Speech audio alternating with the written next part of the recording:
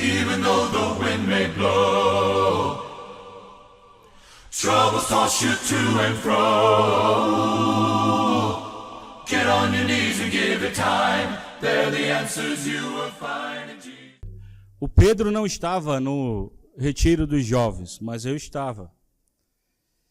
E no final, o dono da chácara e sua esposa, eles falaram algo que foi, para mim, foi a coisa mais importante desse retiro. Eles olharam para os jovens e para Fábio, né? E disseram, eu lembro que a esposa falou, Pastor Fábio, a sua igreja não está doente. Não está doente. Vocês estão de parabéns. E eu creio que os jovens deram um excelente exemplo nesse evento. E o nome de Deus foi glorificado, né, através do testemunho que eles deram. E vamos continuar apoiando nossos jovens, né, para que eles continuem crescendo no conhecimento de Deus. Alexandre o Grande, famoso pelas suas conquistas, os reinos que ele conquistou. Ele tinha um grande amigo de infância, e esse amigo fazia parte desse exército poderoso dele. Mas um dia o seu amigo chegou bêbado, e na frente dos soldados de Alexandre, ele irritou o próprio Alexandre com as suas brincadeiras e atitudes. E Alexandre ficou tão irado com aquele ato do seu grande amigo, seu amigo do peito, que ele pegou uma lança e jogou, e a lança atingiu seu amigo e o matou. A mágoa, o arrependimento por aquele ato deixou o Alexandre depressivo, não queria sair, isolado. Ele pegou aquela própria lança que matara seu amigo e queria se matar com ela. Mas os soldados não deixaram. Ele por várias vezes tentou tirar sua vida, porque a ira o conduziu a matar o seu melhor amigo. Nós temos falado sobre alguns sentimentos que nós temos, e nós sabemos, sentimentos a gente não controla, né? Às vezes eu falo, ninguém sai de casa dizendo, hoje eu quero, me irar. Normalmente nós não saímos assim de casa. Mas a ira é um sentimento, e esse sentimento não é pecado. Se torna pecado quando nós não controlamos a nossa ira. Quando nós deixamos essa ira, né, atingir a vida de pessoas. O nosso texto, né, você tem no boletim, Paulo diz, não retribua a ninguém mal por mal. Procurem fazer o que é correto. Romanos capítulo 12, 17 a 21. Fazer correto aos olhos de todos. Faça todo o possível para viver em paz com todos. Amados, nunca procure vingar-se, mas deixe com Deus a ira. Pois está escrito, a mim é a vingança, eu retribuirei, diz o Senhor. Ao contrário, se teu irmão tiver fome, dá-lhe de comer. Se tiver sede, dá-lhe de beber. Fazendo isso, você amontoará brasas vivas sobre a vossa cabeça. Esse texto nos ensina que nós devemos ter cuidado com a ira.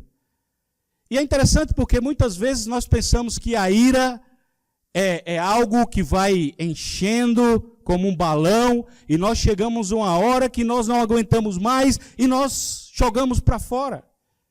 E é interessante que nós parecemos muitas vezes como homens bombas. E justificamos. Eu agi assim porque essa pessoa fez isso comigo. Eu agi assim porque ela me tirou do sério. Eu cheguei no meu limite. Mas sabe, quando nós ficamos irados dessa forma,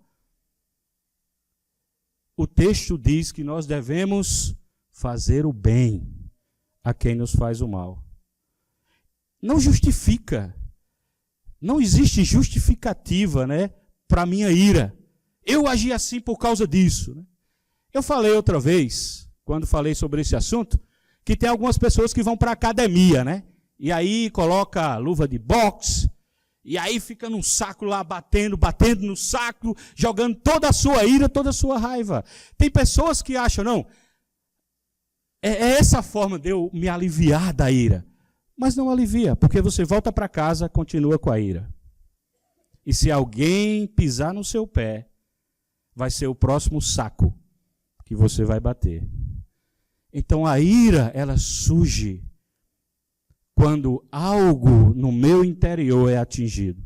A ira é uma idolatria do próprio eu.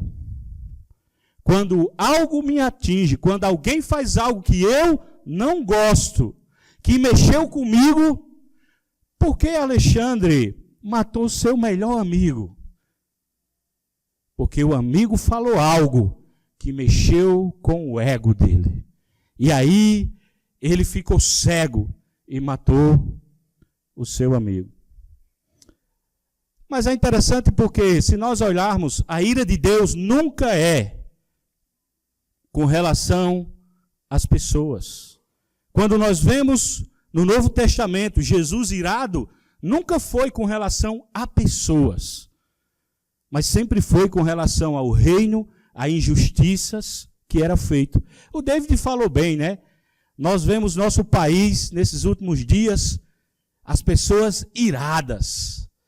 E elas estão com, muitas vezes, coisas para bater na outra, as outras não têm nada a ver. Mas as pessoas estão lá, uma batendo na outra, né? Todo mundo jogando a sua ira para fora. E justificamos. A culpa é... Eu tenho que jogar a minha ira. A culpa é o momento. Mas, na verdade, nós só estamos revelando aquilo que nós somos por dentro. Aquilo que está dentro do meu coração é o que eu estou revelando. 3 ideias nesse texto, ou na lição de hoje, para nós sairmos daqui pensando sobre a ira. Porque senão nós vamos sempre estar justificando. Eu ajo assim porque meu pai. Eu ajo desse jeito porque eu tenho uma esposa tal, ou um marido. Nós sempre vamos justificar a nossa ira. Que nós estamos certos por agirmos daquela forma. O primeiro é Caim. 3 homens. O primeiro é Caim. E o texto nós conhecemos, o texto de Gênesis está aí no seu boletim. Caim e Abel, eles levam uma oferta para Deus. Mas é interessante que Deus, ele se agrada da de Abel e não da de Caim. Porque Abel deu o melhor. Isso agradou a Deus. Agora, Caim pode se justificar de que o seu irmão, por ter dado uma oferta melhor, ele tinha motivo para matar o irmão? Será que ele poderia se justificar? Eu matei porque eu não fui aceito por Deus. Por isso eu fui e matei. Caim matou porque ele estava frustrado, porque Deus não aceitou. Ele não tinha motivos. E é interessante porque Deus tentou ajudar Caim, conversou com Caim, mas mesmo assim, ele não quis saber, não quis ouvir a voz de Deus e matou o seu irmão. E mesmo após matar seu irmão, Deus ainda o procura e tenta ajudá-lo com esse sentimento. Mas ele continua com aquele sentimento. E nós sabemos que na história, né, ele vai para um lugar e aquele povo, para o lugar que ele foi, até hoje, são homens bombas, pessoas iradas, que matam as outras. Caim não aprendeu a lição que Deus queria que ele aprendesse. Ele não se arrependeu e não mudou. E sabe de uma coisa? a frustração de Caim em ter matado, levado ele a matar o irmão, não tirou a ira dele. Matar o irmão não resolveu o problema da ira. Ele continuou irado. E muitas vezes nós pensamos assim, eu tenho que jogar para fora. Eu tenho que ser sincero, né? E nós jogamos as nossas frustrações em outras pessoas. E justificamos porque estamos agindo daquela forma. Eu lembro, eu era novo na fé. Eu tinha alguns meses e eu fui jogador de futebol e eu estava jogando em um campeonato.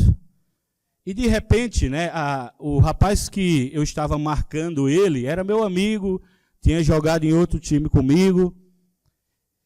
E de repente lançaram uma bola, né, eu subi de cabeça e o outro bateu a mão no meu rosto. E eu fiquei aqui conversando, né? Eu pensava, eu sou cristão. Bateu no meu rosto, né? Mas eu não posso. E eu aqui conversando com o meu amigo. E o amigo falou, eu falei, tá vendo? Ó, bateu no meu rosto, se eu for também bater no dele, ele não vai gostar, né? E o cara falou, você é um moleque, você faz nada. Naquele momento, a ira me pegou. E eu comecei a bater nesse rapaz que não tinha nada a ver. Bati. E veio o time de futebol, um pulava, me jogava e eu briguei com o time todo. Meu time estava todo mundo parado lá, só olhando. Eu briguei com o time todo. E naquele dia, eu vi que eu não tinha controle com a ira. Era um pecado sério na minha vida e eu precisava lutar com isso. O simples fato de brigar com aquele amigo, brigar com um time de futebol, não tirou a ira do meu coração. Aquele dia eu sabia, eu tenho que trabalhar isso da minha vida. E a primeira atitude que eu fiz, não vou jogar mais futebol. Não vou, eu não me controlo, então não vou jogar mais futebol para que eu não consiga, não faça mais isso. Me senti envergonhado, dei um mau testemunho como um cristão, e eu não quis mais jogar essas competições. Não adianta, irmãos, a gente justificar a nossa ira. Aí eu vim da família Rodrigues. E na família Rodrigues é assim. Sabe? Se tocou, o sangue sobe. E aí, meu amigo, mexeu com alguém da família Rodrigues, você não imagina o que eles são capazes de fazer. Não mexa com eles. E nós vamos justificando as nossas frustrações. E nós estamos pecando. É como eu falei, existe a ira justa, sabe? A ira pelos fracos, a ira pelo reino de Deus, que é a ira santa chamada, né? Os teólogos chamam de a ira santa. Nós vemos isso em Jesus. Mas quando a ira é voltada para as pessoas, isso é uma ira pecaminosa. E nós precisamos de arrependimento, porque é pecado diante de Deus. Não fique justificando. Eu sou assim, meu temperamento. Eu sou assim pela família. Eu sou assim mesmo. Não justifique, mas lute. Coloque diante de Deus e diga, Senhor, me ajuda. Eu preciso melhorar nessa área. O segundo modelo é Pedro. Pedro a gente sabe. Pedro, quando alguém fazia uma pergunta, quando Jesus estava lá na sala de aula ensinando os discípulos, e ele fazia uma pergunta, Pedro era o primeiro. Pedro era o primeiro a se colocar diante da situação. Ele dava a primeira resposta. Ele tinha a primeira ideia. Ele era assim, o Pedro. Ele era impulsivo. Quando algo acontecia, ele falava. Pedro era tão desse jeito que ele até em uma situação repreendeu Jesus. De tão impulsivo que ele era. Repreende Jesus. Em outra situação, ele diz, olha, eu sou capaz de dar a minha vida pelo Senhor. E quando os soldados vêm para prender Jesus, ele pega a espada e corta a orelha de Malco. Era impulsivo. Ele fervia a sua ira. Mas lembra que Jesus fala para ele, né, que não é assim, que quem com ferro fere, com ele será ferido. Jesus diz, não, Pedro, não é assim que age. E coloca a orelha novamente de Malco. Jesus diz para Pedro, não é assim, Pedro, não é. Jesus agiu, sim, com autocontrole. Você acha que Jesus não ficou irado, com raiva? Jesus ficou. Mas ele controlava a sua ira. A ira é um sentimento, como eu falei. Ficar irado não é pecado. É pecado quando eu não controlo a ira. Quando eu deixo a ira sair, a fúria. E aí eu começo a atingir as pessoas. E nós precisamos, sabe, essa é uma grande lição que você tem que tirar para a sua vida e para a minha. É que a ira, não adianta justificar. A ira é um problema de ego. É porque algo mexeu aqui dentro. E mexeu dentro, meu filho, aí eu vou agir de uma forma firme. Provérbios, capítulo 12, 16 do boletim, diz, o insensato revela de imediato o seu aborrecimento. Não tem aquelas pessoas, né, que você, muitas vezes, ela é quietinha, né? Aí você estoura. O insensato, de imediato, é rápido. Mexer com o insensato é fácil, né? E tem pessoas que têm um temperamento de instigar o outro, né? Leva você a ficar irado, mexe com você, para ver você agir dessa forma. Então, nós precisamos, com esses dois exemplos, né? Nós precisamos aprender com Caim, com a sua frustração. Nós precisamos aprender com Pedro, impulsivo, e aí não se controla. Mas o terceiro personagem que eu gostaria de focar é Jesus. Jesus é o terceiro personagem. Essa é a ira, que é chamada a ira santa. Jesus, ele se irou imediatamente, mas ele se controlou imediatamente. Ele não deixou sair a sua ira. Paulo fala em Efésios capítulo 4, 26 e 27, quando vocês ficarem irados, não pequem. Ficar irado não é pecado. Mas ele diz, quando vocês ficarem irados, não pequem. Apaziguem a sua ira até que antes que o sol se ponha, e não dê lugar ao diabo. Como o diabo gosta de mexer conosco com a ira, né? E como eu falei no início, muitas vezes nós justificamos ser assim, irado, pavio curto, né? Alguém bravo, que ninguém pode mexer. Nós justificamos. O diabo gosta tanto dessas coisas, de mexer com a nossa vida. Por isso nós precisamos controlar esse sentimento. Lembra quando Jesus, ele entra no templo e ele vê que as pessoas fizeram do templo um lugar de comércio. E as pessoas estavam vendendo as coisas lá. E o que Jesus faz? Jesus começa a jogar as mesas, derruba as coisas, e ele diz, olha, não é esse o objetivo, a casa do Senhor.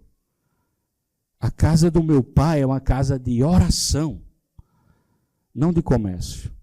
Jesus ficou irado, porque algo no reino de Deus estava sendo usado da forma errada.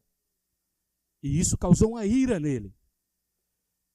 Mas é interessante que essa é a ira que não é pecado. Você pode ver que Jesus, a ira dele não foi contra ninguém. Ele não atingia pessoas. A revolta dele não foi com as pessoas, mas sim com a injustiça que estava sendo feita, ou com algo no reino que não estava correto. Por isso ele ficou irado. E ele tentou corrigir. A ira dele não atingiu as pessoas. Ele não bateu em ninguém. Ele não saiu maltratando ninguém. Porque ele tinha autocontrole. Então eu posso ficar irado, desde que essa ira não saia para atingir pessoas. A ira é contra a injustiça, não contra pessoas. Não vamos atingir pessoas, irmãos. Quando eu atinjo pessoas com a minha ira, eu estou pecando. Eu estou desagradando a Deus. Mas vamos aprender de Jesus, que se controlou no momento de ira.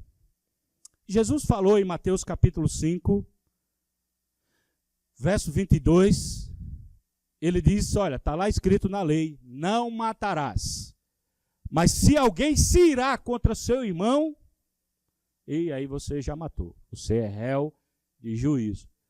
Ele também diz, não insulte seu irmão. Se você chamar de raca, você está sujeito a julgamento. E sabe, essa palavra era um insulto, mas é uma palavra que significa também algo que sai da garganta. Ou seja, a palavra significa se irá aqui ou insultar seu irmão com a sua fala, significa cuspir. Algo que sai da garganta. Quando você cospe.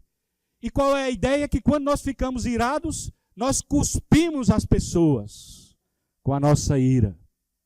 Nós maltratamos as pessoas com a nossa ira. Então vamos controlar o nosso cuspe. Vamos controlar o que sai da nossa garganta, para que nós não venhamos atingir as pessoas. Quantos nessa manhã deseja pedir a Deus para se livrar da ira no seu coração? Quantos nessa manhã estão dispostos a dizer, Deus, eu me arrependo desse pecado e eu preciso da sua poderosa mão para agir na minha vida?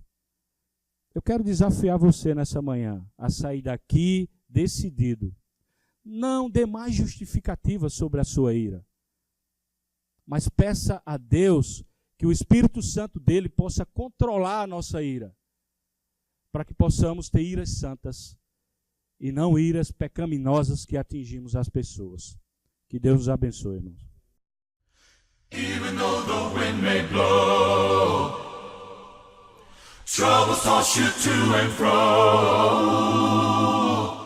Get on your knees and give it time. Olá, irmã!